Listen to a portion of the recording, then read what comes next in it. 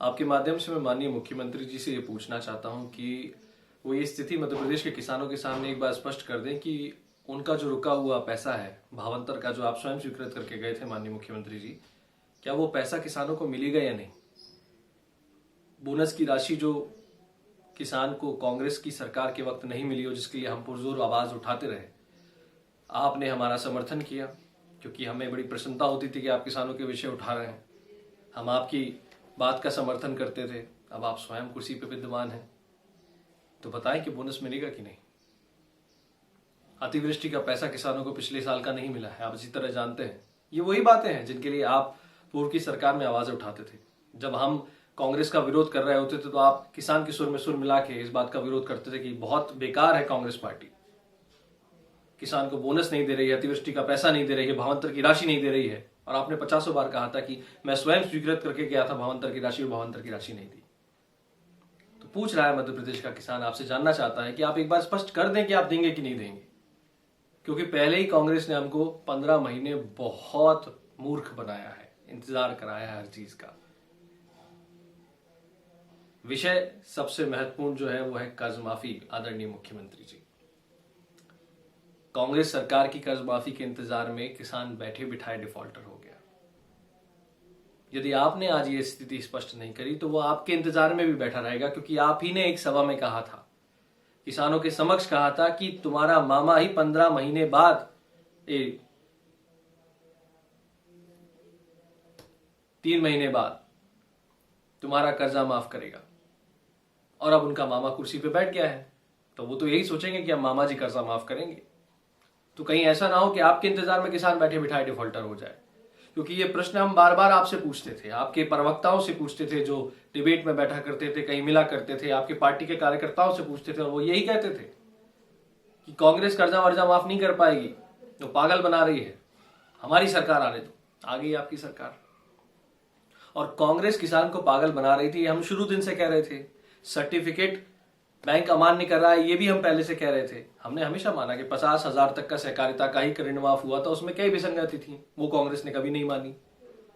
लेकिन आपको विचार करना चाहिए कि क्या ये समय है किसान के खाते से पैसा काटने का। जब पिछले साल उसकी फसल पूरी तरह नष्ट हो चुकी हो, उसका मुआवजा उसको ना मिला हो, बोनस भावांतर उसको ना मिली हो, ऐसे में आप पैसा काट रहे हैं। और आपके कृषि मंत्री जी ये कह रहे हैं कि हम केवल 50% काटेंगे। अरे साहब, एक किसान को 643 रुपए का भुगतान प्राप्त हुआ है पूरा कर्जा कटने के बाद, क्योंकि बैंक उसका पुराना जितना भी कर्जा है मैं ब्याज काट रहा है। कहने से ऊपर से कुछ नहीं होता, जमीनी हकीकत बहुत अलग होती है। माननीय मुख्यमंत्री जी, आप तो स्वयं अपने आप को किसान पुत्र कहते हैं, आपको ये समझना चाहिए। जो बीमा राशि आपने बांटी है वो 2018-19 की है। 18 से पहले आप ही मुख्यमंत्री थे, दिसंबर 18 से पहले, और पिछले साल का बीमा हमको मिला नहीं है। ये क्या षड्यंत्र है सरकार का और उद्योगपतियों की जो बीमा करते हैं, चाहे मुख्यमंत्री आप हो चाहे कोई हो, कि हमको 2-2 साल बाद बीमा मिलता है। और जो बीमा आया है उसकी भी क्या हालत है, आपको देखना चाहिए। किस प्रकार छोटे छोटे राशि किसानों के खाते में आ रही है 2 साल इंतजार करने के बाद। और पिछले साल के बीमा का अभी तक अता पता नहीं, उसके लिए हम और 2 साल इंतजार करें। जब इतनी बुरी स्थिति मध्य प्रदेश के किसान की केवल और केवल आपके मुख्यमंत्री बनने से पहले थी, तो क्या आपके मुख्यमंत्री बनने के बाद अचानक से सुधर गई है? जो ये सारी बातें गौण हो जाती हैं कि भावांतर की भी जरूरत नहीं किसान को, बोनस की भी जरूरत नहीं, कर्ज माफी की जरूरत नहीं, अतिवृष्टि के मुआवजे की जरूरत नहीं, बीमा राशि की जरूरत नहीं पिछले साल की। कब तक चलेगा इस प्रदेश में ऐसा कि कांग्रेस आई तो वो बीजेपी की जिन बातों को बुरा कहती थी वो सारी बातें नगण्य हो जाती हैं, भाजपा आई तो वो कांग्रेस की जिन बातों को सब बुरा कहती थी वो नगण्य हो जाती हैं। क्या किसान केवल ठगने के लिए है? अभी फिर उपचुनाव आएंगे, आप कुछ और घोषणाएं कर देंगे। ऐसा नहीं है माननीय मुख्यमंत्री जी। कम से कम आपसे एक उद्योगपति मुख्यमंत्री जब मध्य प्रदेश से चला गया है, तो एक किसान पुत्र मुख्यमंत्री से तो हम ये उम्मीद कर सकते हैं कि वो ईमानदारी से किसान के सामने आके कहे कि तुम्हारा मामा तुम्हारा कर्जा माफ करेगा कि नहीं, तुम्हारी भावांतर राशि देगा कि नहीं, तुम्हारी बोनस राशि देगा कि नहीं, तुम्हारे पिछले साल का बीमा देगा कि नहीं, तुम्हारी अतिवृष्टि का मुआवजा देगा कि नहीं। अब तो महाराज और शिवराज दोनों एक साथ हैं। महाराज ने तो पार्टी इसी बात के लिए छोड़ी है कि किसानों के साथ बहुत बुरा हो रहा था। तो किसानों की इतनी चिंता करने वाले महाराज और स्वयं किसान पुत्र शिवराज दोनों साथ हैं। अगर ऐसे में किसानों को उनका रुका हुआ बीमा, अतिवृष्टि, भावांतर, बोनस और कर्ज माफी नहीं होती है तो क्या ये प्रदेश के साथ साथ आप लोगों के मस्तक पर एक बदनुमा दाग नहीं होगा? ये पूछ रहा है इस प्रदेश का किसान आपसे, ये जानना चाहता है कि आप ये स्थिति स्पष्ट कर दें ताकि एक बार और किसान बैठे बिठाए डिफॉल्टर ना हो जाए कि हमारे मामा मुख्यमंत्री बन गए हैं, वो कर्ज माफी करेंगे। आप कर दीजिए स्पष्ट किसानों के सामने, ताकि किसान भी तो ये बात जान ले कि विपक्ष में चिल्लाना आसान होता है और राजधर्म निभाना बहुत कठिन होता है। आदरणीय मुख्यमंत्री जी, मैंने कोई भी ऐसी बात नहीं कही है जो अनर्गल हो।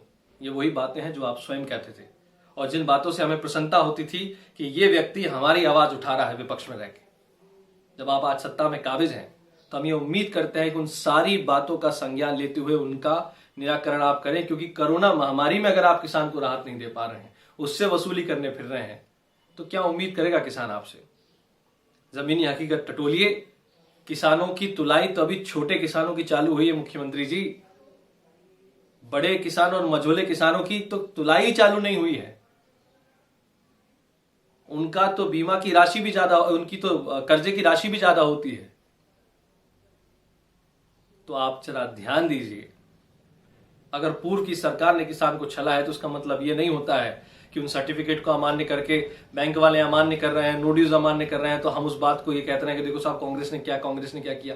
पिस तो किसान रहा है ना। क्या 31 मई तक की जब बात आपने कही थी कि किसान से वसूली नहीं की जाएगी, तो वसूली क्यों नहीं रोकी जा सकती और बची हुई कर्ज माफी क्यों नहीं की जा सकती? ऐसा क्या संकट है किसान का कर्जा माफ करने में? जब उद्योगपतियों का कर्जा माफ करने में संकट नहीं आता है मान्यवर, तो किसानों का कर्जा माफ करने में कैसा संकट? और अगर आपको नहीं करना है तो आप कृपया कर किसान के समक्ष इस स्थिति को स्पष्ट करें। मैं बारंबार आपसे अनुरोध करता हूं, अन्यथा किसान आपके इंतजार में बैठे बिठाए डिफॉल्टर हो जाएगा। जय हिंद, जय भारत, जय किसान।